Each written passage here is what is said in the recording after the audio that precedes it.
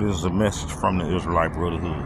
All right, Israelites, I've been here for a while knocking on doors trying to see if I can get them to recognize, our Israelite heritage and what we're going up against, man. We're going up against almost 3,000 years worth of history that they have, the Sephardi and Ashkenazi have, versus the 850 something years we Israelites have from Exodus to the book of Jeremiah. And when we went into Africa, man, to do the Egyptian religion, it was folks in our land, strangers practicing our heritage, but they didn't go into Africa with us. And we went into Africa to do the Egyptian religion, abandoning our heritage. And when we got captured eventually and took in, during the transatlantic slave trade, that we was given a whole different identity and everything. So we up against a whole lot, and we basically need to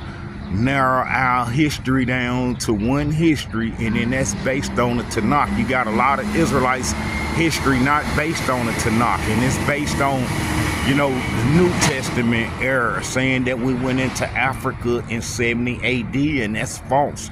And we only went into Africa during the Babylonian Wars, and then that what caused our enslavement when we abandoned heritage. I'm here knocking on doors, and I ain't gonna stop knocking on doors. But man, we got to know what we going up against, man. We going up against a lot of history that they have under the covenant or under the Israelite title versus the 850 years of history that we Israelites have. That's a big, tremendous difference, and they don't want to recognize the difference. So, we got to, get our act together, man, and, try to, get strong in the history that we do have, which is Tanakh history, and we can't, have no other history. We went into Africa during the Babylonian Wars, and that's the history that we have to push.